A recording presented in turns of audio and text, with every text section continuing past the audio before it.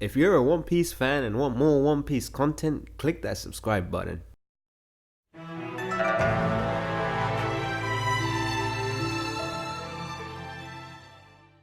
One Piece episode 891 is a very important episode when looking through an animation lens. To have both the series director Toshinari Fukusawa and the character designer Kazuya Hisada on the same episode usually means something special is happening.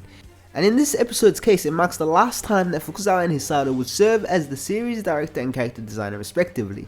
Both have contributed a great deal to the anime, and it was Fukusawa's planning and management that helped the anime recover from the tough time that it had in the Sakurada era, especially from the post-time skip to Dressrosa. We really only got to experience Fukusawa's vision and ambition during the Whole Cake Island arc, and the changes he made in that arc really set the standard, which allowed for consistency and good animation for the most part, as long as Fuji TV weren't negatively harming the schedule with TV specials. As we move on to the Nagamine era of One Piece, it's important to remember how Fukusawa's efforts really helped guide the anime and provide the staff with a solid foundation to ensure the quality of the anime looked good. I'm really grateful for the role he played, and even with his past missteps in the Luffy vs Sanji special, or going back to the Luffy vs Cracker fight, it's undeniable that One Piece as a result of these changes managed to increase in quality and deliver a spectacular spectacle like episode 870. As for Kazuya Hisada, after a decade of work as a character designer and being on the show since episode 1, his designs have helped bring the One Piece anime much closer to Oda's style and update the visuals at a time when they were much more reminiscent of Oda's old art style. Being the character designer is honestly one of the hardest roles, especially on One Piece, as Oda loves to introduce many characters with very complicated and not sometimes animation friendly designs. Yet Hisada managed to deliver all these designs along with all the other elements, whether it be the various tools or buildings that go into making the anime, since essentially everything on screen had to be designed by him in order to set a template, and it will be a hard task for Midori Matsuda, but I'm sure she has what it takes.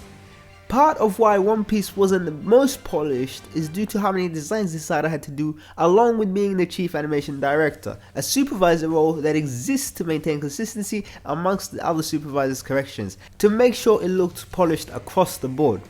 Honestly speaking, I am more fond of Hisada's key animation than his supervision, so the role may not have been a good fit for him anyways. However, thanks to Fukusawa's management, having Keiichi Ichikawa as the chief animation director immediately made the art much more polished, and it's a testament to their planning. Moving more directly onto the episode, Fukusawa had a pretty good staff list and a few surprises, so let's go through the Sakuga highlights of the episode and those key animators who helped animate those special moments. Firstly, we have Kazuya Hisada, who's the top credited key animator on this episode. It wouldn't be a surprise to say that his work is all over this episode, especially during the first half of the episode. It's not anything that stands out too much in my opinion, but his presence can be felt all over the episode in little doses. Honestly speaking, I don't mind that there isn't any crazy cuts from him, though I wish there were some stronger corrections in the episode, since the second top credited key animator is Masahiro Naoi, who isn't really the strongest animator on the show, along with some of Hisada's own animation looking a little bit rough around the edges in the art department. As a whole though, it's probably not all that noticeable, and based on the discourse at the moment, it's probably me just being a little bit too sensitive to it. Thankfully, we do get doses of Ichikawa as well, who pops up and corrects some of the shots throughout the episode. I've always been fond of his corrections, and he's always been fond of correcting Sanji and Nami, so having them look good always helps in the dialogue heavy scenes. Moving in chronological order, the first credited key animator to do a cut is Toshio Deguchi, and he's not the strongest key animator or supervisor by any stretch of the imagination, and he's typically heavily corrected, but he's relegated to handling the opening scenes, and they're relatively minor, so it's good placement for him. As we go through the episode, the first big highlight comes from Katsumi Ishizuka, who's the climax animator of One Piece. For those of you who don't know, he did the Luffy vs Crocodile finisher, the Luffy vs NL finisher, the Luffy vs Lucci finisher, and most recently the Luffy vs Katakuri finisher. When it comes to action and climax worthy moments, he's your guy. But in this episode, he's handling some very different work. He handles the section with the waves engulfing the Sunny, and I was immediately reminded of an older cut that he did in episode 236 from the Luffy vs Usopp fight. His approach to waves has a lot of depth and momentum, and I really enjoyed how his cut was done. Especially the part where Luffy latches onto the koi fish, which just oozes fun. The next highlight actually comes from Masahiro Shimanuki, which might be surprising to you as he's typically challenged when it comes to drawing people, but since he's drawing fish, there's a sense of weight and smoothness to his key animation that really surprised me. Whilst Shimanuki is quite inconsistent at drawing people, his animation on creatures really does wonders for him, and seeing the koi fish swim up the waterfall really left a mark on me whilst I was watching the episode, so I definitely had to mention it. As we go ahead to the Sunny actually climbing the waterfall, it becomes instantly recognizable that it's by none other than the MVP of the Whole Cake Island arc, Yoshikazu Tomita. His signature shading is all over this scene and it's one of the longest cuts in the entire episode, spanning nearly a minute and a half. Tomita's work was always going to catch the audience, even if they didn't know it was him, and having him do a scene that's different from his recent output was pretty nice.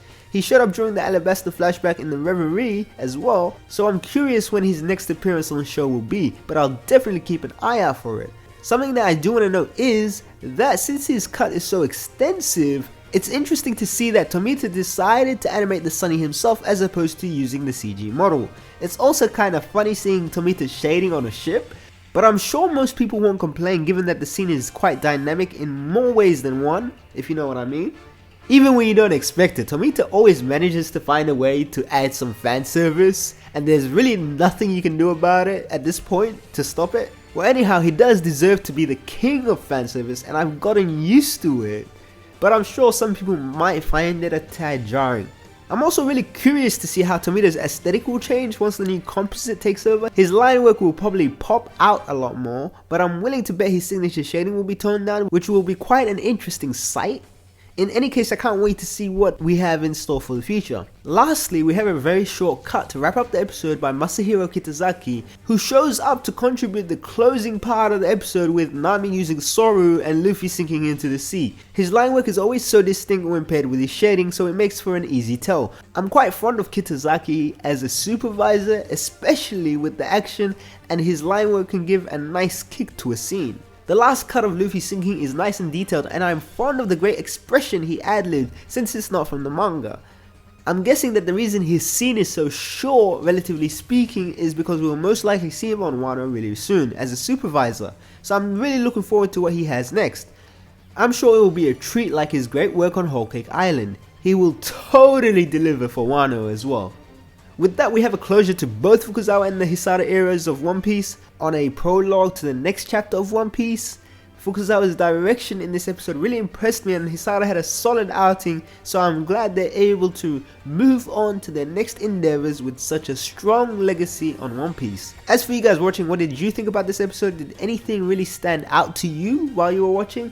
I was personally a big fan of how much an homage the anime paid to the traditional Japanese painting style whilst giving us the very classic One Piece adventure at sea feels. For my full thoughts on the content of this episode, I recommend checking out my review, and for those craving even more content, stay tuned for my upcoming video discussion on the new Wano trailers and some secrets you can expect from the Wano arc. If you like this video, feel free to give it a like, share your comments down below, subscribe and click the notification bell to stay up to date with all my latest content. Until next time, take care.